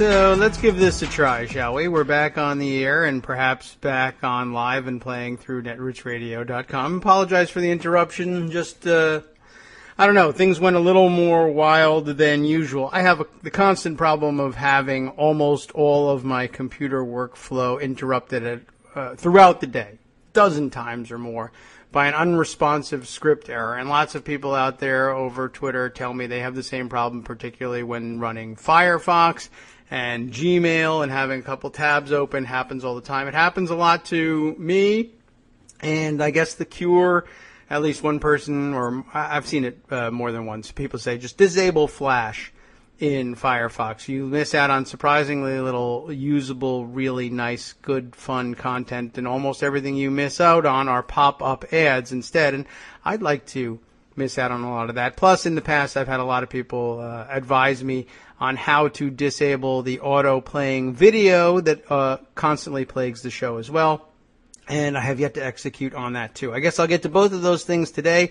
What will I do for the rest of the show? Good question. I have, of course, the live after-show slot to deal with, and so here's what I'm going to do. We're going to play things on, and I'll continue with my narratives of the day, and we'll play out of the show at 11 o'clock as usual to make way for the uninterrupted, I hope, broadcast of a very well-produced and well-thought-out after-show, unlike this one. We'll delay in Reifowitz's appearance until Thursday, making way for Joan McCarter tomorrow, providing everything doesn't crash. And then, after signing off, I will go back on to my recording routine and try and figure out what size gap do I have in today's show in order to make it into your regular 2-hour podcast. And at Blue DuPage's suggestion, I will be... not really. Sending homemade chocolate chip cookies to everyone who had their listening experience interrupted today. That's like 6 cookies, so we're in pretty good shape. I might actually be able to do that. If I can't, and if we have more cookies to send out, 1, you need to register for your cookies by making a donation over at recurrency.us. That is a lie. You don't need to do that. But 2, I guess I could do a Kickstarter for that. Someone once did a Kickstarter for like egg salad or chicken salad or coleslaw. Potato salad, that was it. And they raised $1 bazillion to do it, so mine will be for the cookies for baking for people who had their listening experiences interrupted. We're apparently back on the air, and I guess ready to roll. Here's where I'll go now that everything has changed direction. This is an important story, so why not just jump right into this one. Mother Jones has this one. Julia Lurie, really rather surprising, I guess, if you think... stuff like major pundits who get their stuff published all over the place shouldn't be complete lying buttholes, to put it bluntly. So here we got from Mother Jones. This pro-gun researcher wrote a viral op-ed as a young woman who really wants a gun. You get what's going on here? And you might be surprised if you still are naive enough to believe that major pundits don't just lie out their butts all the time about stuff consciously and on purpose, then you'll be surprised to know that this is a pretty major name in pro-gun writing circles. It's John Lott. So what happened here? Last fall, a first-person narrative by someone named Taylor Woolrich was published. She is a student at Dartmouth and a stalking victim, and this first-person narrative went viral, which you can no longer tell what the hell that exactly means these days. But anyway, that's what it says. It went viral. In the article, which appeared on foxnews.com, which also is a major site, even though everybody listening to this show knows it's not really a news site, but everybody in the news media still, for some reason, has to pretend that the Fox network and Fox News is a real news organization. Anyway, in this article, Woolrich, allegedly, wrote that her stalker of several years would soon be let out of jail, yet the college wouldn't let her carry a gun. The headline read, "Dear Dartmouth, I am one of your students. I am being stalked. Please let me carry a gun to protect myself." Fair enough, right? The article went on, "I feel I have no control over my life. My family was forced to move. I have had to stay indoors, keep drapes closed, avoid posting on social media sites, and even change my car." That actually is probably the least troublesome of all of those things. except maybe keeping drapes closed. It's almost like being held hostage. Should myself and other female victims just have to put up with this? The answer, hopefully, is no. Women must be able to defend themselves. The most effective way of doing this is by using a gun. When police arrive to enforce a restraining order, it is usually too late. But Woolrich didn't write the article. And it wasn't ghost-written for her either, really. So that's kind of weird. Instead, it was penned by John Lott, a Fox News columnist, economist, maybe, and gun advocate, surely, whose research claiming that guns reduce crime has been repeatedly challenged and dismissed. Now, it says Rich, but I think we mean Woolrich, believes that her experience was repurposed to promote a cause that she never intended to support. I wanted to talk to the media if it could mean something positive, Woolrich recently told BuzzFeed, which recently got $200 million, right? But I wanted to talk to the media about stalking. I didn't realize I was being turned into an NRA puppet. Woolrich's interactions with Lott go back to last summer, when he asked her to speak on a panel at the Students for Concealed Carry conference. She agreed, admitting in her presentation that she didn't particularly identify with the pro-gun movement, but wanted to help stalking victims. Mistake, but okay, I understand where you're coming from. You're just a student. Around the same time, Lott and Woolrich shared a byline for an article for the Daily Caller about her experience. Also a mistake, but you're young. Woolrich says Lott wrote it, but she agreed to share the credit with him to make the piece more reputable. Well, the reputation thing is out the window now, because afterward, Fox News asked her to write a first-person op-ed. She said she didn't have the time, so Lott offered to write it. According to BuzzFeed, the piece incorporated elements of her talk at the conference, but otherwise it was essentially the same article written by Lott, which is still online at the Daily Caller. It's his op-ed, she says, word for word, except the chunks that match what's said in my speech. The references to Lott's disputed research, not hers. The link to the Amazon sales page for his book, not hers. The headline, Dear Dartmouth, I'm one of your students, I'm being stalked, please let me carry a gun to protect myself. I think his first priority was his cause, she says. He saw me as a really great asset. So did Fox News. Thank you for putting this in the first person, wrote a Fox editor to Lott. Here's hoping this piece might go viral. It's unclear if the Fox editors were aware of the extent to which Lott was involved in writing the piece. An editor's note at the bottom mentions that Lott contributed to this story. But Fox News executive editor John Moody told BuzzFeed that FoxNews.com published what was characterized to us as a first-person account of Ms. Woolrich's experiences. This isn't the first time that Lott has written in the voice of a young woman, interesting, seeking safety from a gun.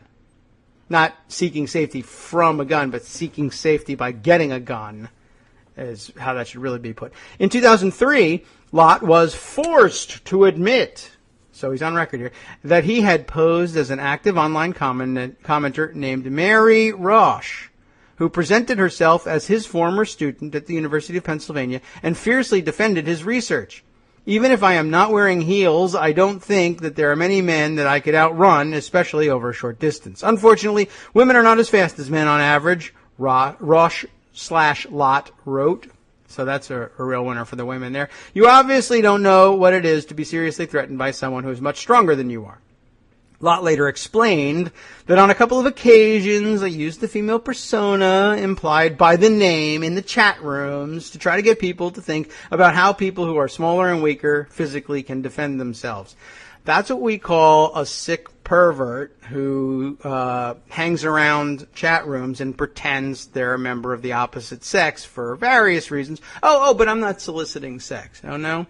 Really?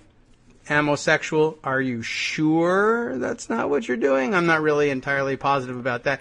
John Lott, seriously disturbed individual, serious pundit. Yay! All right, there we have it, ladies and gentlemen. I wish I had a sound effect that would match that thing. But you have actual disturbed wackos who have, by the way, committed every bit of the plagiarism and academic dishonesty that have gotten younger, lesser pundits fired and banned entirely from their outfits that publish them, still not getting in the way of John Lott's career. There's apparently nothing whatsoever that can be done about this guy. I don't know. Maybe we could figure it out. Maybe there's a pressure campaign. Maybe whatever universities he still has any kind of connection with ought to dump him, period. And it's not an academic freedom issue. It's an academic integrity issue. You can't do this stuff and continue to be a tenured professor anywhere. I don't know whether that's actually something that's an issue in his life, but it ought to be removed as an issue in his life, forcibly if necessary. Okay, so let's see. That leaves us about 10 minutes or so before the end of the official time slot for the show. We'll see if we can fill in the missing gap with a short story or two. But I thought that was a important little bit that ought to be added to the conversation. And let's see. There are a few other things, and I'll try and do this in a way that won't get us trapped in a feedback loop once again. And all right, here we go. As a matter of fact, well, we'll go back and do the birther thing, including Rick Santorum, during our, let's say 10-minute gap or so that we'll have to fill in, and instead take an entirely different route on this one. I saw this one actually tweeted by Glenn Greenwald, and I thought that was interesting in the headline that he used. I can't remember what he tweeted now that I think about it, but it was a link to something interesting. Always interesting watching what Google is doing besides being a search engine, and remembering what I thought was one of the funniest tweets in a long time that somebody had said that the mantra over at Google had turned from "don't be evil" to "we make military robots." And in light of yesterday's discussion about continuing surveillance and the long-time theme here and overarching theme about the intersection of surveillance and technology, it might be good for us to add this piece by Sarah Kaplan from the Washington Post. Watch Google's new humanoid robot stomp around the woods like a drunk Iron Man. That's supposed to be really funny, and you won't be able to watch the video on the show. You'll have to go to the Washington Post to watch the video.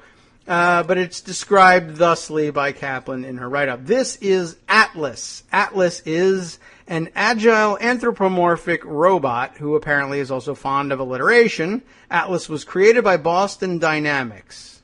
Okay. Oh, but they are Google-owned. A Google-owned robotics company, you see. Also famous for its speedy robotic cheetah and its swimming, snow-climbing big dog. And recently Atlas went for its first ever walk in the woods. That ought to have been a little scary. Are these robotic cheetahs or snow-climbing big dogs, are they the ones that we saw, I think, walking in the parking lot and being kicked and they wouldn't fall over? Remember that? We actually looked at that on the show a while ago. The impressive and perhaps mildly alarming footage of Atlas staggering around like the less coordinated cousin of a Transformers character has been making the rounds online after it was shown at the Fab Lab 11 conference and symposium in Cambridge, Massachusetts earlier this month. It was the first time the company had shared video of one of its humanoid robots on an outdoor excursion, though its quadrupeds have been frequently filmed running in the wild. But Atlas wasn't simply gripped by a Thoreauvian yen to experience nature. According to Boston Dynamics founder Mark Reibert, the hike was an opportunity to test the robot's balance and ability to respond to an unpredictable environment. Out in the world is just a totally different challenge than in the lab, he said at the conference. According to the Boston Globe, much of the company's research is funded by the Defense Advanced Research Project Agency, DARPA, which is trying to develop robots that can perform tasks in military and disaster-related situations that would be unsafe for humans. Very nice, but also, by the way, it can just surveil you all the time, everywhere, no matter where they go. And what does the Constitution say about having privately owned robots doing the surveillance, right? What do you do with a robot that ignores, say, let's say that there's even, we get to the stage where a court orders surveillance to stop. Now, if you then continue to surveil a subject, presumably, even if the surveillance is being conducted by the government, presumably at some point you're subject to some kind of rough justice, if you will. You go to jail, right? So what do? Send a robot to jail? Send the person who programmed the robot to jail? The person who programmed the robot with the mission to go to jail? The one who authorized the robot to go? Nobody has done anything. And I guess the thing to look ahead to is how much of this is autonomous, and at what point do the people who you would ordinarily, I guess at first impression, decide to try to hold accountable, just to hold someone accountable, at what point do they get to wash their hands of what the robot is doing? This is a little further out, of course, than this article takes us. But it's just another one of those situations where the automation of the process and the ability to store every piece of data that any machine like this can record takes us well beyond the world of human limitations in which the founders were operating when imposing legal limits on what the government could and couldn't do. Very interesting. Atlas, though, by the way, not quite ready to venture out on its own, so we don't have to worry about this just yet, but it's clearly something that they're aiming towards. And, between that and artificial intelligence, and when do we get to the point when the robot can, when someone can feasibly be hauled into court in an attempt to hold them responsible for what the robot does, and they just simply throw up their hands and say, you know what? It's not me.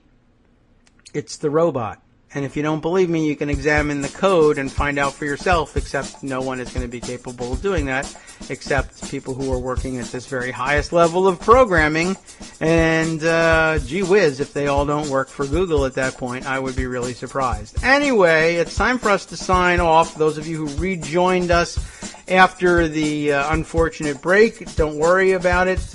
You can get your full Kagro in the Morning fix, as it were, via the podcast. In the meantime, if you're just looking for live programming of exceptional quality, stay tuned for Red Sky at Morning Tuesday on the After Show, where you'll hear about this one. An independent review finds the 600 gunshots that left a hostage dead by police bullets in a Stockton, California bank robbery was, you'll never believe it, excessive and unnecessary. How about that?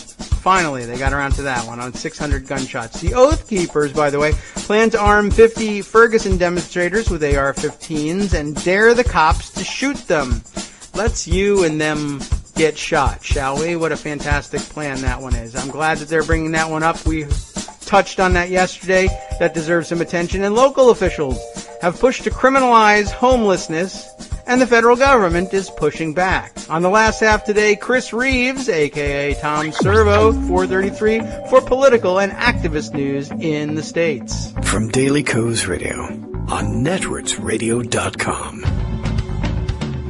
you have been listening to the Kagro in the Morning Show with David Waldman. Thanks for putting up with our technical difficulties. I'm sorry very much, Ian, there. We missed out on our opportunity to talk to Ian Reifowitz. We'll delay that until Thursday. Thank you for your patience, and thank you for your patience in listening. Stay tuned for the after show next with Wink and Justice. Almost guaranteed they'll